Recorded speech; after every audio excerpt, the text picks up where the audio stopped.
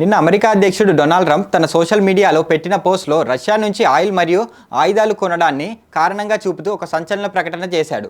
భారత్ దిగుమతులపై 25% టారిఫ్లు అమలు చేస్తానని ప్రకటించాడు. ఇది ఆగస్టు 1 నుండి అమల్లోకి వస్తుందంటూ స్పష్టం కూడా చేశాడు.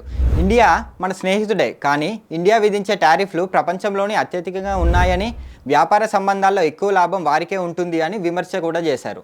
అంతేకాదు, రష్యా యుక్రెయిన్ యుద్ధం గురించి ప్రస్తావిస్తూ అక్కడ భారత్ రష్యా నుండి ఆయిల్ కొనుగోలు చేస్తుంటే ఇక్కడ రష్యా యుక్రెయిన్తో జరుగుతున్న యుద్ధంలో చిన్నపిల్లల్ని మరియు సాధారణ పౌరుల్ని చంపుతుంది అంటూ రష్యా యుక్రెయిన్ యుద్ధం విషయంలో నైతిక విమర్శ కూడా జోడించారు.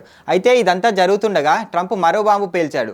ఇటీవల పాకిస్తాన్లో కొత్తగా గుర్తించబడ్డ ఆయిల్ నిల్వలు ముఖ్యంగా పంజాబ్ బలూచిస్తాన్ ప్రాంతంలో తవ్వకాలకు అద్భుతంగా అవకాశాలున్నాయని జియోలాజికల్ సర్వేలు చెబుతున్నాయి. అయితే అమెరికా ఇప్పుడు పాకిస్తాన్తో కలిసి ఆయిల్ తవ్వకాలు దిగుతుంది అని, మేము ఇప్పుడే పాకిస్తాన్ ఆయిల్ కంపెనీతో చర్చిస్తున్నామని చెప్పాడు. ఎవరికి తెలుసు, ఒకరోజు పాకిస్తానే ఇండియాకు ఆయిల్ అమ్మొచ్చు అని కూడా వ్యాఖ్యానించారు. అయితే ఇవి ఇంకా పూర్తిగా ధృవీకరించబడిన కమర్షియల్ రిజర్వులు కావు. వాటిని అభివృద్ధి చేయాలంటే 4-5 సంవత్సరాల సమయం పడుతుంది. అలాగే $5 బిలియన్ పెట్టుబడి అవసరమని నిపుణులు అంటున్నారు.